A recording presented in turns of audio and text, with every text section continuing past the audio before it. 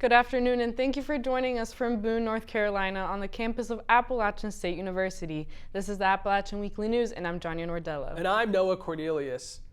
Today marks the one-year anniversary of the war in Ukraine. Millions of people around the world have been affected, and the effects have even reached small towns like Boone. Our reporter Shannon Pendleton had the opportunity to sit and talk with a Ukrainian refugee to find out how our community is supporting them. 1 year ago today, Russia launched a full-scale invasion against Ukraine. Thousands are dead, the country is nearly destroyed, and over 8 million people have fled from Ukraine. I got the opportunity to talk to one Ukrainian family who is currently living in Boone. Here's their story. In April, a family of 5 arrived in Boone after fleeing their home country, Ukraine, to escape the war. While mourning the loss of her city, Kharkiv, Anna Bohoslavska has noticed a few similarities between the two cities. Boone has been a wonderful place. It feels like home here, it smells like home, feels like home, looks like home. And so we have a feeling as if we are living in the Ukrainian Carpathian Mountains. So we have this area where there are lots of mountains, lots of, valleys, springs. So the scenery looks just like the same, like in Ukraine. While Boone may feel like home to her and her family, leaving behind everything you know can be difficult. Bohoslavska talks about how her life has been different since fleeing Ukraine. Like for now, my life is on pause, and it is on pause since the war started. I cannot all my thoughts are in Ukraine now, and I have a feeling as if I am living in two separate worlds. I am checking with my friends, with my family, with my church who are still there in my beautiful city, Kharkiv, that is just right on the border, Russian border. It's on the eastern part, and almost the whole city is destroyed, and it breaks my heart. From the moment the Bohoslavska family arrived in Boone, they were welcomed with a huge amount of support from community members, local churches, and their kids' school, Parkway. The support system made sure to help the family settle into the community and into their new home. I'm very grateful for Boone community, for all these people who are helping. Please know that we do appreciate that. It takes a lot of time to adjust because this is new. This is like a new planet for us, but we are very grateful. We are so grateful. You can't imagine. We are praying for sooner victory. While we cannot see an end to the Russo-Ukrainian war yet, Ukraine still stands. I'm Shannon Pendleton for the Appalachian Weekly News. Back to you in the studio. Thank you very much, Shannon. Boone PD has new information regarding the suspect who waved a Nazi flag outside of the Temple of the High Country last week. Responding officers arrived at the scene, but the suspect had already fled, leaving the flag draped on the sign outside of the temple. Boone PD has recovered the flag for evidence and is cooperating with the State Bureau of Investigation, the Federal Bureau of Investigation, and the district attorney. The person of interest was seen wearing dark clothing, a ski mask, and gloves, and was last seen at Kangaroo Express at 1222 West King Street, driving a silver SUV/hatchback. Anyone with this information regarding this incident is asked to call Crime Stoppers at 828-268-6959 or Boone PD at 828-268-6900 or go online to tipsubmit.com. Now, is Boone slowly becoming the breakfast capital of Western North Carolina? This seems to be the case, as another biscuit restaurant will be opening its doors right on King Street. Our field correspondent, Ben Gozi, has the details. Serving their fresh biscuits and famous jams since 2018, Bay's Biscuits is now expanding into their own first brick and mortar on West King Street next to the Doc Watson statue. Originally made from a 1984 tool truck, this has not stopped Bay's Biscuits from acting as a full-time kitchen. Cooking all their food here on the truck, Bay is equipped with everything they need to provide people with the food that they love. Bay's ensures the use of local and quality ingredients in their products. Using local businesses like Bald Guy Brew to supply their coffee, they also use local farms to give them fresh ingredients to help start people's mornings on the right foot. We know where all our stuff comes from. 9 times out of 10, they'll come deliver it themselves. And our eggs and stuff like that. We had a couple times at the farmer's market where we ran out of eggs, so we just run down to where we get our eggs from and grab a couple more packs of eggs. So it's really great. Only opening Friday through Sunday, Bays has amassed a huge local following. Their only downside, you have to be under 6 foot to work in the truck. There are 4 things that we run our company around, and one is fun, the other is respect, innovation, and community. And Betty's felt like the perfect storm of all of those important guiding principles. Having things like their Butter Buster chicken biscuit and their Slam Jam sausage biscuit, they also offer their take on a strawberry shortcake if you weren't feeling breakfast. Hard to not enjoy a biscuit and good coffee. Their actual store is expected to open in the late spring, early summer, with plans for the food truck to be sold so that owner Tina and general manager Zach can put their focus into the store's opening. We'll dearly miss it. It's been a big part of this company. It really kind of, set the chain of events that have been set off recently. We kind of lucked into it. I mean, it just kind of happened for the brick and mortar, and it happened in the right way. While it's time to say goodbye to Bay's Biscuits for now, you can be sure they'll be back to serving biscuits and having fun while doing it very soon. I'm Ben Gosey, Appalachian Weekly News. See you on King Street! Most people want to look and feel good in what they wear, especially when it comes to professional clothing, but it can be expensive for students to buy clothes. App State has created a solution to this problem called the Career Clothing Closet. Hosted by the Career Development Center, the Career Closet is a great place for students to pick up some free professional clothing. They offer all sorts of clothing items for men and women in all shapes, colors, and sizes. They had their most recent event on February 22nd, but host multiple events such as these throughout the semester, so make sure to not miss the next one. 90.5 WASU FM, the app, held a canned food drive on Sanford Mall this week. All proceeds benefited the local hospitality House of Boone. Students involved with the station played music and encouraged people to donate and listen to the station. It's WASU's canned food drive. We're the DJs that keep the station rocking, and you are the Mountaineers that can make a difference in our community. To donate or get involved with the Hospitality House, you can visit hospitalityhouse.org. 90.5 WASU FM can be listened to at wasuradio.com. Club Council highlighted the numerous clubs around Appalachian State University through their App's Got Talent show. They had prizes and encouraged people to tell jokes, sing songs, and show off their best dance moves. To get involved with Club Council and learn more about events coming up, you can go to engage.appstate.edu. For some, moving far away from home to go to school might seem like a daunting task, but this App State student moved from his home in Nigeria to pursue a master's degree in music performance. Our reporter Shannon Pendleton sat down with him to learn more about why he chose App. Being far from home is never easy, especially when you are 6,000 miles away from your hometown. One App State student has left his hometown in Nigeria to come pursue his dreams. Clement Oken started playing the violin when he was 16 years old. He later went to the University of Yon in Nigeria, where he received his Bachelor of Arts in Music. Oken came to America 6 months ago. He talks about why he came here to pursue a higher education. I need to find a better place, one where I'll find this music very much efficient, and where I could learn more, where I could get better knowledge, and where I'll get the opportunity to perform more. So that's why I decided, okay, I need to leave the country. In the short time he has been in Boone, he has played in 17 concerts. This is just one difference from playing music in Nigeria, where concerts are rare. Oken talks about another difference between performing music in the two countries. Playing with more professionals, people who are much more better than me, has really helped giving me that development I needed. And then there's this thing that happens when you when you're in the midst of people who are better than you find the courage to work more. As Oken was preparing to come to America to start this new journey, there was a few things he had to do first. After I got a visa and then I prepared to travel, just a lot of things. At the point, I had to sell off some stuff, personal stuff, to get money for an airplane ticket because it was really expensive for me.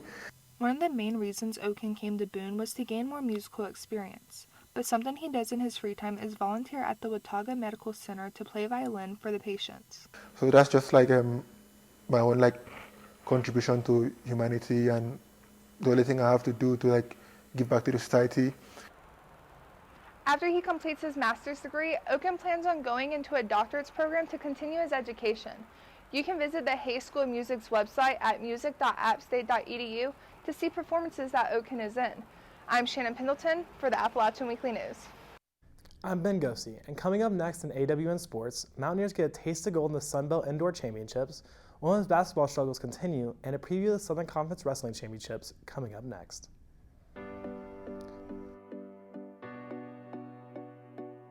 That actually...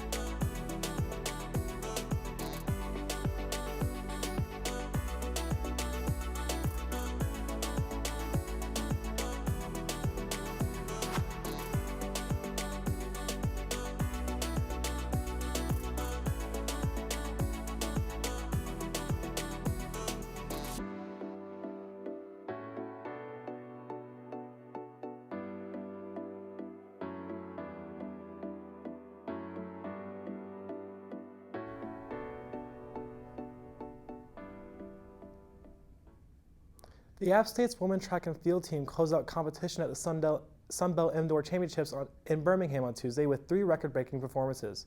First, senior Jada Branch captured gold in the women's triple jump with a personal best leap of 12.85 meters. Next, senior Mariah Atwater earned a new program record in personal best in the women's 400 meter, achieving a time of 55.24, edging past the previous record set by Jessica Dixon in 2020 by .01. The Mountaineers now look forward to their outdoor track season beginning late March against Winthrop University. It's been a tough season for App State's women's basketball. Judson Mabe joins us live now at Convocation Center to recap Wednesday's game. Judson? Thanks, Ben. Just 2 days ago, the women's basketball team here at App State hosted James Madison University in one of their final home games of the season. It was a tough physical battle for both teams, but the Dukes prevailed thanks to a strong fourth-quarter finish. Let's take a look at some highlights from Wednesday night's action. On Wednesday night, the App State women's basketball team hosted James Madison University in what would be their second-to-last home game of the season. After the conclusion of tip-off, it took both teams a while to find their rhythm as there was sloppy play throughout the first quarter, characterized by bad passes, turnovers, and lots of fouls. At the start of the second quarter, App State adopted a fast-paced offensive game plan that benefited them greatly, as players were getting open looks near the basket and even from beyond the arc. The Mountaineers were also able to provide a spark defensively in the second, leading to fast breaks and easy transition buckets. After making some much-needed adjustments, App State led at the half 33-30. After the half, the game completely changed in JMU's favor, as the top-seeded Dukes came out on fire shooting. Peyton McDaniel led the way for her squad, scoring 18 points. Perhaps the most pivotal takeaway is how much JMU got to the foul line. The Dukes were basically living at the charity stripe, converting 22 of 29 free throws. Thanks to a revamped second half, James Madison was able to storm back and defeat the Mountaineers 78-62.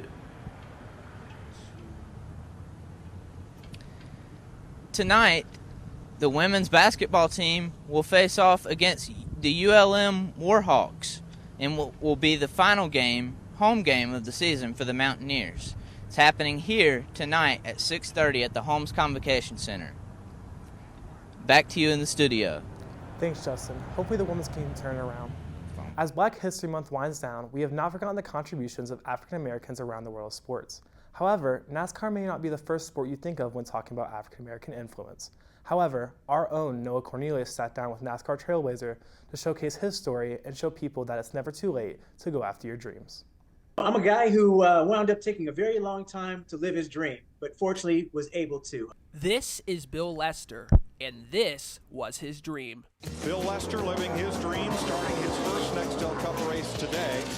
The first African-American driver in 20 years to race on NASCAR's senior circuit. I wanted to be a professional race car driver at a very young age, but I just didn't have the opportunities presented to me to be able to do so.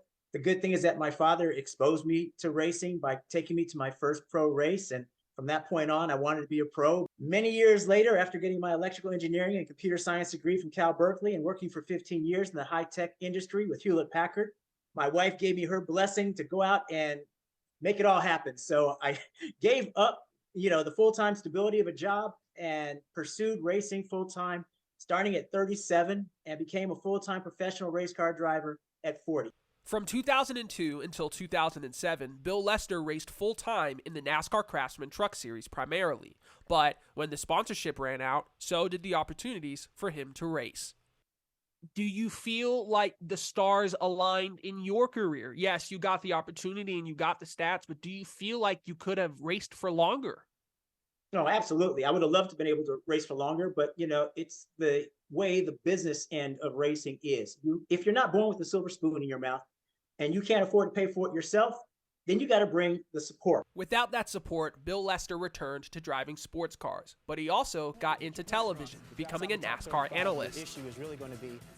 He also became a talented keynote speaker. But before you kill yourself or somebody else, take it to a racetrack. But his magnum opus? Writing a motivational memoir. Naming my book Winning in Reverse because I won. I got to the point where I wanted to get to, but I kind of did it the complete opposite way that a typical driver does. Because, most drivers start at a very young age. They climb through the ranks. And by the time they get to be 40, they're all kind of like looking at the twilight of the career or kind of winding it down. That's when mine just kind of started out. So I did it. I got it. I made it there, but I did it in reverse. And win, he did. Noah Cornelius, Appalachian Weekly News. Caleb Smith was named Southern Conference Wrestler of the Week after big wins by App State last weekend.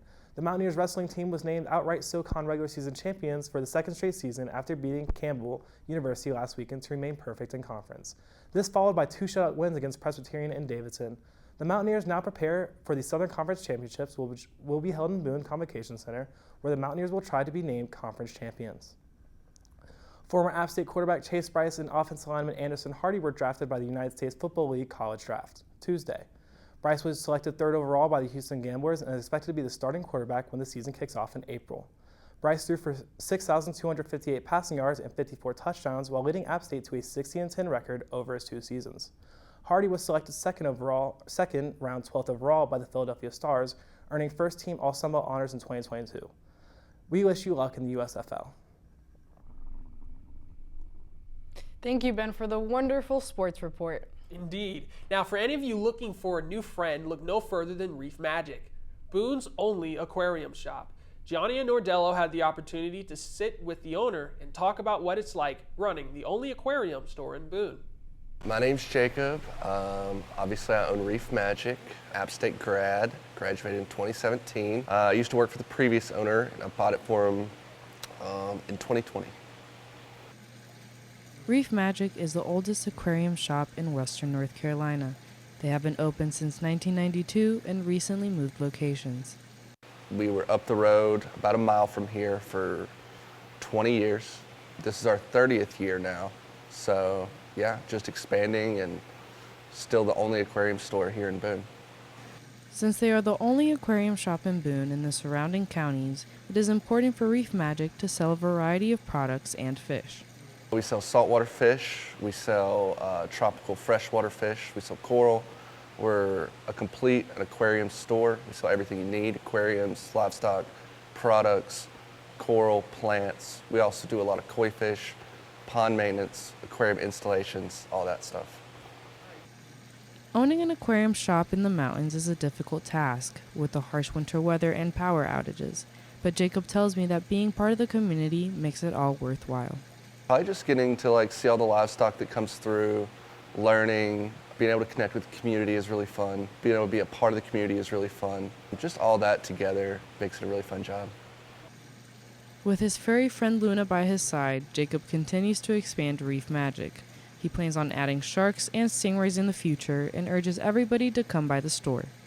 Come check it out. There's a lot of cool things to learn, own an aquarium. It's great for kids, it's great for college students, and it's just a great hobby. To stay updated, follow their Facebook and Instagram account. With Appalachian Weekly News, I'm Johnny Nordello. Well, that'll do it for us here on the Appalachian Weekly News. Make sure to follow us on Instagram and Twitter at AppWeeklyNews. And subscribe to our YouTube at AppTV YouTube so you never miss our weekly news coverage. Once again, for the Appalachian Weekly News, I'm Johnny Nordello. And I'm Noah Cornelius.